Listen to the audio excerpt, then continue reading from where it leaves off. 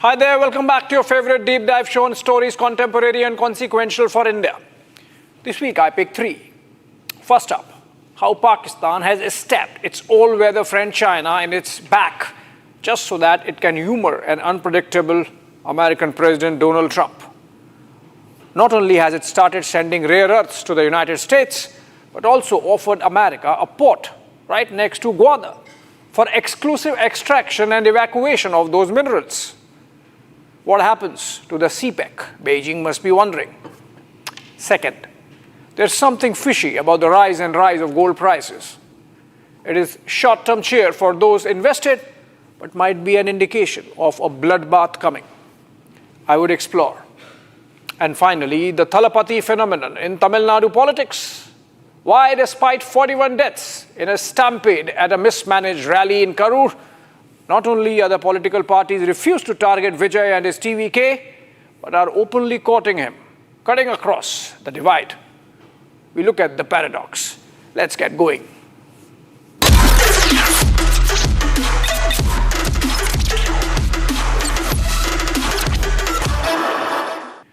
Only 2 months after China literally fought on behalf of Pakistan against India during Operation Sindoor, providing much of the war machine with which its defense forces engaged with India, Islamabad has stabbed Beijing in the back.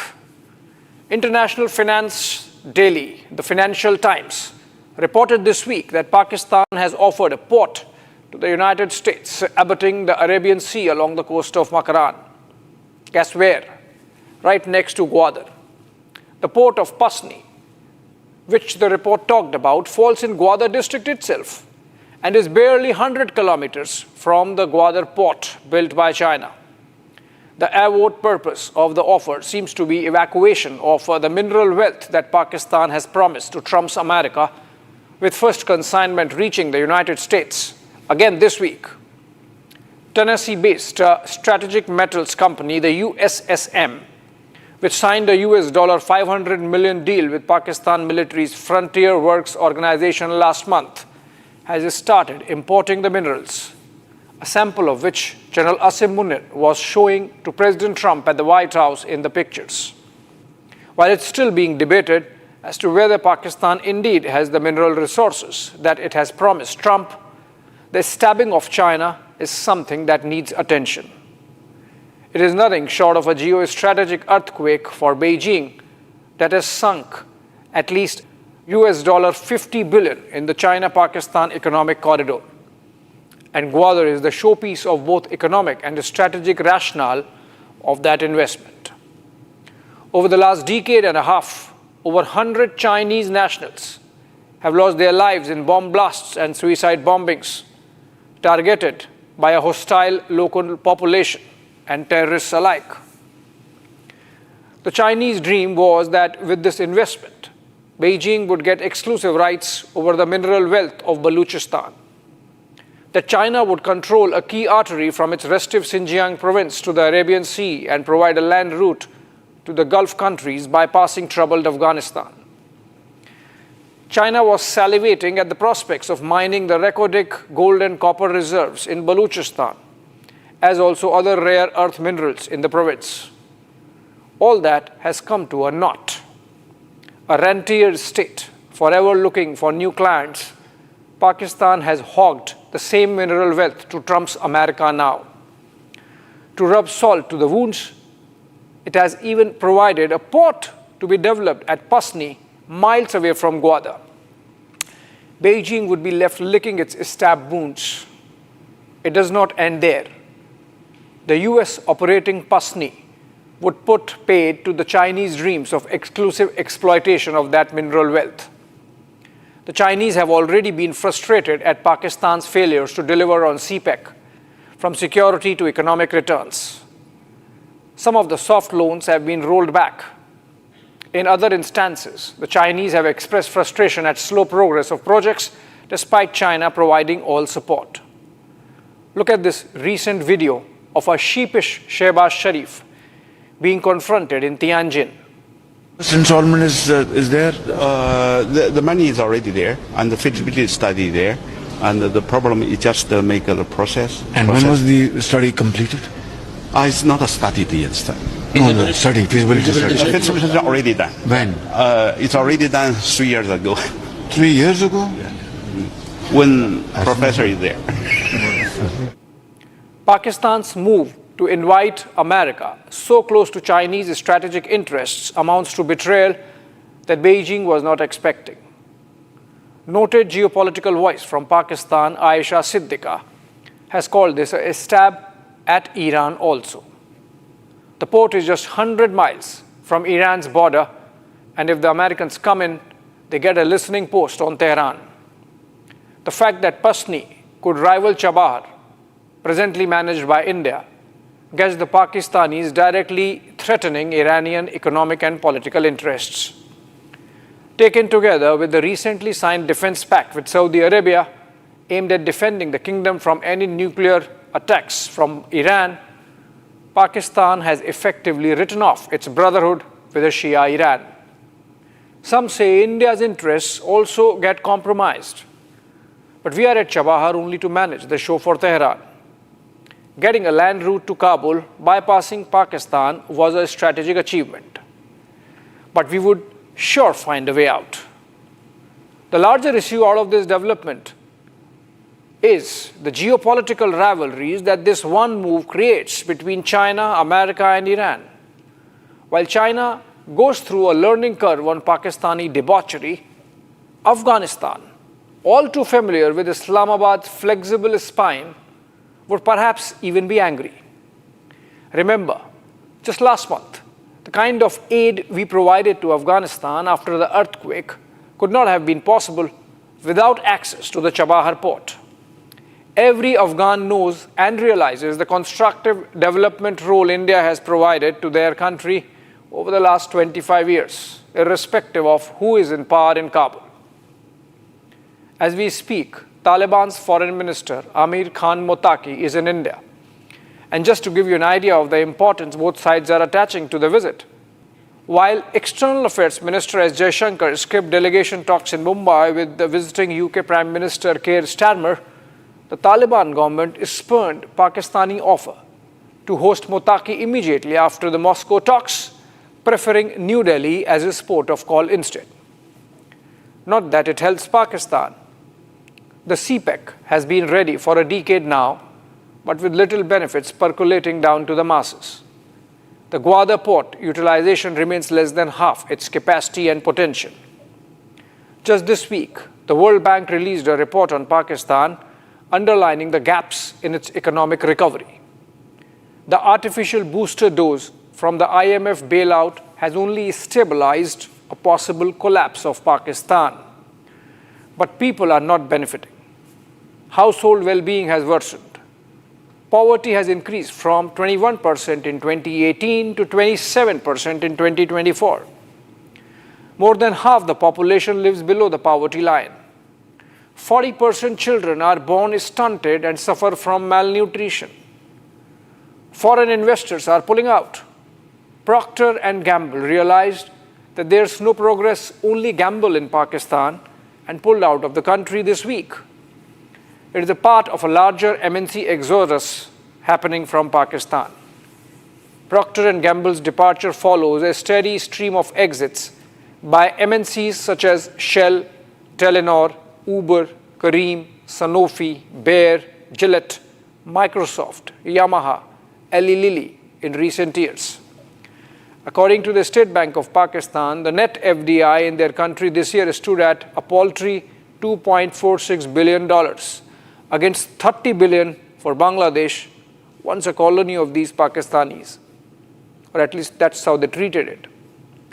When Pakistan began its tryst with terror in the 1990s, Standard Chartered Bank had 170 branches across the country. Today, when its bandmaster-looking general celebrates Operation Bunyan al-Mardood in support of terrorists, the bank has just about 50 branches. Pakistan Army is getting completely hammered by the insurgents in both Balochistan and Khyber Pakhtunkhwa. In the last 1 month, the Jafar Express has been attacked twice, and the army has lost a score of its soldiers, including 2 senior officers. The reasons why Americans might fail, and not for the first time, are the same that the Chinese have. The locals are excluded from the deals and their benefits. In a way, it's an old story. The harlot of world geopolitics that Pakistan is. It had offered Gwadar port to the United States back in the 1970s by Zulfikar Ali Bhutto. Americans did not show interest, so it went to the Chinese in 2006 under Musharraf. The same Pasni Port that is now being offered to the Americans by Munir was as recently as 5 years ago dangled to the Russians by Bajwa in Pakistan's attempts at wooing Moscow into its orbit. There's already resistance. Article 172 of Pakistan provides for joint ownership of natural resources between the center and the provinces. It might be convenient for Trump and his business partners to deal with a single point of contact in failed Marshal Asim Munir. But the people of Pakistan need to realize that their bandmaster general is not their savar, but a doomsday Pied Piper, throwing them into a geopolitical Chakravyuh from which Pakistan won't come out unscathed. Moving on. How much gold do you own? Or how much of the yellow metal the women in your household have a stash of by way of jewelry? If you own some or quite some, you would have realized your wealth has increased by about 50% in the last 6 months alone. Every day, gold is scaling new heights. This Tuesday marked a milestone. Gold crossed $4,000 to an ounce for the first time in its history. The development has come right in the midst of Diwali festivities and ahead of the wedding season in India. Reports suggest there's a massive backlog of orders, with jewelers having money but no supplies of physical gold. Buyers are going for advance bookings so that they can make their symbolic purchase on the day of Dhanteras or for that wedding. That occasions some connecting the dots. There's more than meets the eye. It goes all the way to Donald Trump, perhaps. Famous investor and author Robert Kiyosaki, in a provocative post on Wednesday, called it the end of the dollar, recommending his followers to buy gold, even at these levels. Ray Dalio, another big name in the financial markets and the founder of one of the world's largest hedge funds, believes investors should still allocate as much as 15% of their portfolio to gold. Dalio said gold stands apart as a hedge in times of monetary debasement and geopolitical uncertainty, adding that it is one asset that does very well when the typical parts of the portfolio go down. This got me curious. Dalio says invest in gold when things are going down. But hey, nothing is going down. Real estate is up, stock markets are up, crypto is up, bond yields are up. What's down? And then you realize, dollar. The US greenback is down to its historical bottom, on track to record its worst year in 40 years, down 10% year to date. That explains why Dalio said in the same interview that it feels like 1970s when inflation, heavy government spending, and high debt loads eroded confidence in paper assets. Others who have expressed similar sentiments include Jeffrey Gundlach, CEO of Double Line Capital, and Citadel founder and CEO Ken Griffin, and Canada's Franco-Nevada CEO Paul Blink. These business honchos believe that the gold rush is nothing but a hedge by nervous investors against increasingly uncertain policy environment engineered by President Donald Trump. Griffin cautioned that America's market rally is nothing but a sugar high that masks underlying risks like inflation and dollar weakness.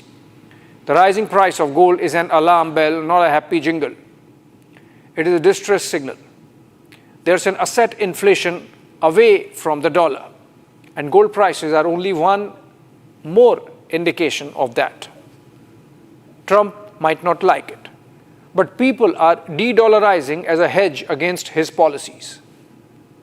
Griffin is a Republican, even if he is not classic MAGA.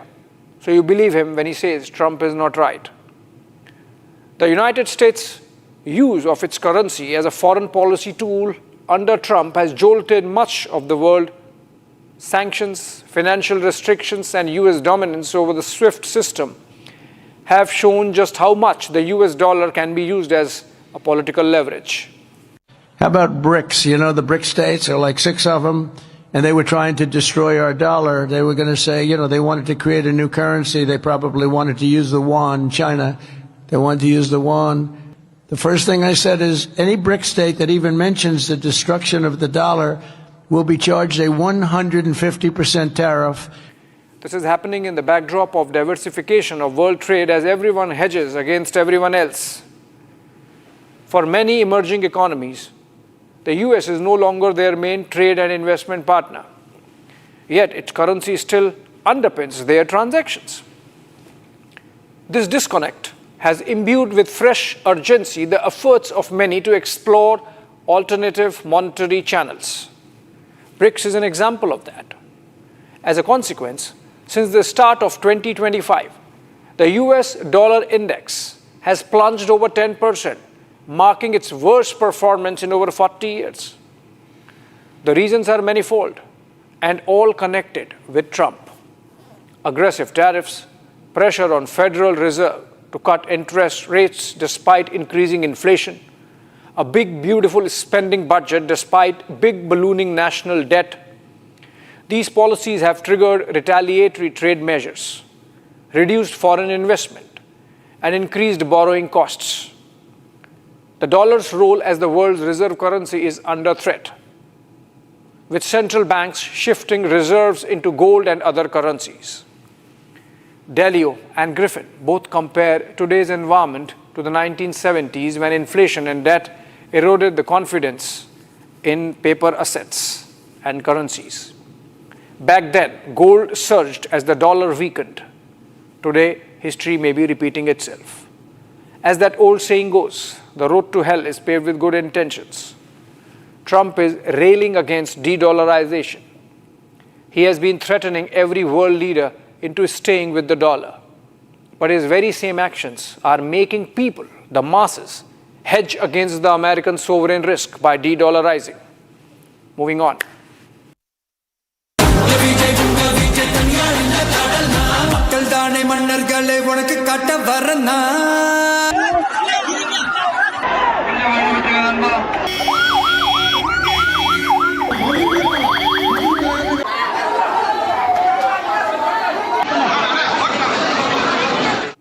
Tamil Nadu and its politics present a picture of contrasts like no other. An atheistic politics embedded in a deeply religious landscape.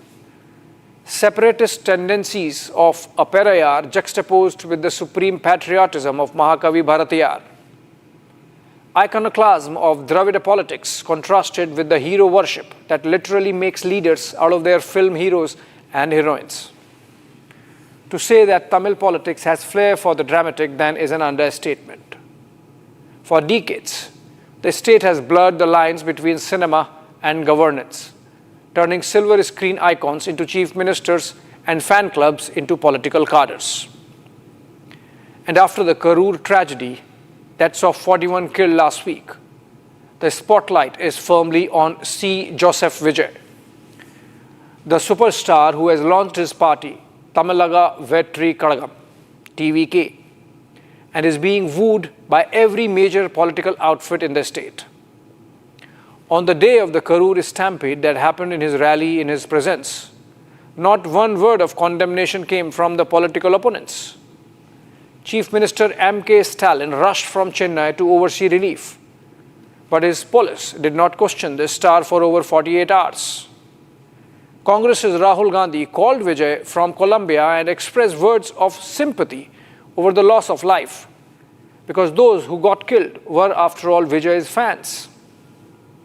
Very next day, Union Finance Minister Nirmala Sitharaman visited the mishap site, but without one word against the rally organizers. BJP blamed the DMK government instead for mismanagement. This when the star is as yet untested on the political turf. his entry has been preceded by failed acts of Kamal Hassan and Rajnikant. Even relatively successful DMDK of Vijay has faded over time. What then makes Vijay such an attractive proposition that he is considered beyond reproach? Forget reproach. A week did not pass after the Karur stampede and the Edappadi Palaniswamy-led AIA-DMK went public with alliance proposal to TVK chief. His party's flags appearing in an AIA-DMK rally on Thursday. To understand the phenomenon, let us rewind a bit. It all traces back to the 1950s and 1960s, when cinema wasn't just entertainment. It was a tool for social messaging. Think about it. C.N. Annadurai, the founder of DMK, was a playwright. M. Karunanidhi, who led DMK for decades, was a prolific screenwriter. They used films to push their political ideas like anti-Brahminism, Tamil pride, and social justice. Enter M.G. Ramachandran, or MGR, a swashbuckling star of over 130 films. In 1972, he split the DMK to form AIA-DMK. And by 1977, he was chief minister. MGR wasn't just a politician. He was a demigod. His films portrayed him as a savior of the poor, and that image stuck. He ruled Tamil Nadu till his death in 1987, blending welfare schemes with his star power. Fans did not just vote for him, they worshipped him. Like literally, there are still temples dedicated to MGR across Tamil Nadu where devotees perform pujas to his statue, treating him as a protective deity who still watches over the masses. His legacy was carried forward by his on-screen partner, J. Lalita, who went on to become a towering political figure. Porachi Thalaivi Amma had 6 terms as chief minister by the time she died of ill health in 2016. The temple building for film stars by now had become a cultural phenomenon. These temples symbolize how stars transcend mortality, becoming eternal icons. Like for MGR and Amma, so for even the living stars. Actress Khushbu Sundar, for example, who jumped into politics with DMK and later the BJP, had a temple built for her in Tiruchirappalli back in the 1990s by adoring fans. Rajnikant, the Thalaivar, has a temple in Madurai where fans pray for his health and success every day. It's wild. Fans pour milk on his posters, build shrines with his photos alongside gods like Murugan. This hero worship blurs lines between cinema, religion, and politics, making Tamil Nadu's electoral battles feel like epic mythologies. Vijay's fandom, as he transitions into politics, has to be seen in this light. He can qualify as a Nepo kid. Born in 1974 in a Kollywood family to director S.A. Chandrasekhar and playback singer Shobha Chandrasekhar, Vijay debuted as a child actor in 1984 in Tamil film Vetri. Over 3 decades since, he achieved both commercial success and critical acclaim in Tamil cinema, capping it with the sci-fi action flick GOAT, the greatest of all time. In February of 2024, that's last year, Vijay hung his boots as Thalapati, or commander of Tamil cinema.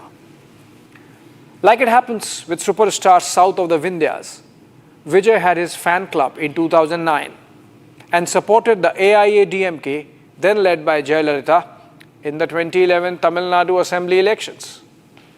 His fan club also contested local body polls, as those are fought without political party symbols, in 2021 with reasonable success. Of the 169 seats contested, Vijay's fan club won 115, thus germinating the idea that he could launch a full-fledged political party. This led to the birth of TVK. He calls the ruling DMK in Chennai his political enemy, and the BJP at the center his ideological enemy. Born to a Christian father and a Hindu mother, what's clicking for the young actor? He's only 51 years. Is his charisma and tremendous Gen Z-centric social media traction that his team manages. If anything, the Karur tragedy has only unraveled how his political success has run ahead of the curve from organizational point of view. There were clear signs that apart from administrative lapses, party organizers also failed in time management. The crowds were told that he would arrive early, so they started gathering, only for Vijay to arrive well past 7 p.m. For good 6-7 hours, the party made inadequate arrangements for the masses in the sweltering Tamil Nadu heat. Irrespective of all the wooing, the road ahead is going to be tough. Recent failures of Kamal Haasan and Rajinikanth are indicative of the fickle-minded box office that hustings are. Vijay's TVK, with its focus on education, health, and anti-corruption, echoes MGR's welfare populism, but with a modern twist. Ultimately, do voters choose based on charisma or capability? Vijay is facing that now. Post-Stampede, critics question his readiness. Looking ahead to 2026, TVK could be a kingmaker or a spoiler. If Vijay allies, despite denials, it might reshape alliances. Maybe a BJP-TVK tie-up to counter DMK's dominance via the AIA-DMK. Or he goes solo, splitting votes and benefiting incumbents. Either way, it's peak drama and very native to Tamil Nadu. Thanks for watching.